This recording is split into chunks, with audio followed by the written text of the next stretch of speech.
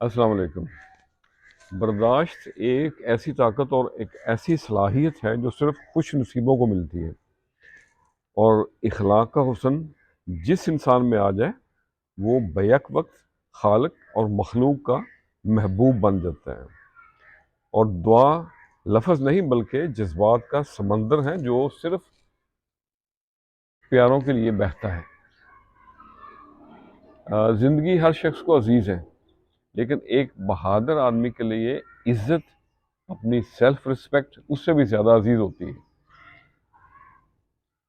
تو کسی چیز کا ہونا نہ ہونا بیکار ہے جب تک کہ آپ کی عزت نہیں ہے۔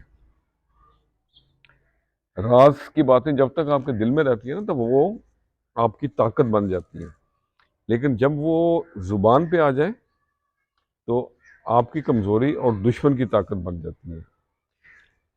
سب کے لہجے بدلتے دیکھیں، اپنے پیارے اجنبی بنتے بھی دیکھیں، اور اکثر لوگوں کی چال بازیاں بھی دیکھی، لیکن اگر آپ میں ظرف ہے تو آپ کو چپ رہنا آ جاتا ہے۔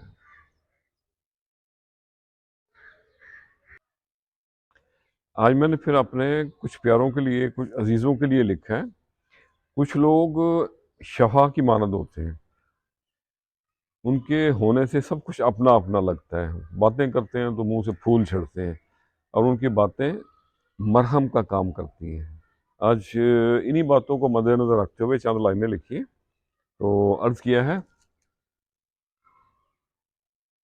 جو بھی ہے خاکسار تجھ سے ہے، جو بھی ہے خاکسار تجھ سے ہے، یعنی ساری بہار تجھ سے ہے۔ بھول جاتا ہوں میں زمانے کو، بھول جاتا ہوں میں زمانے کو، دوستی بار بار تجھ سے ہے۔ کہہ بھی تیرے سبب سے ہے، کہہ بھی تیرے سبب سے ہے، اور آنسوؤں کی قطار تجھ سے ہے۔ بن تیرے لگے ہے اندھیرا چار سو، بن تیرے لگے ہے اندھیرا چار سو، میرا روشن دیار تجھ سے ہے۔ میں کہاں اس عطا کے قابل تھا، میں کہاں اس عطا کے قابل تھا، جو ہے جتنا ہے یار تجھ سے ہے۔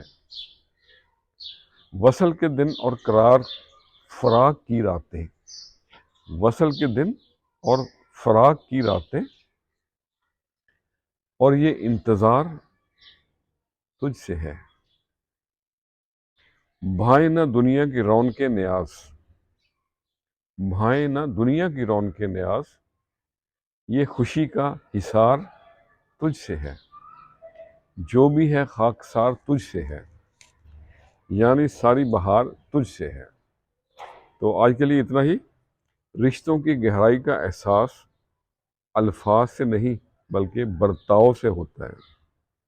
فاصلے کبھی رشتے الگ نہیں کر سکتے، اور نزدیکیاں کبھی رشتے بنا نہیں سکتی۔ خوش رہیں اور سب کے ساتھ آسانیوں کا سبب بنے۔ السلام علیکم۔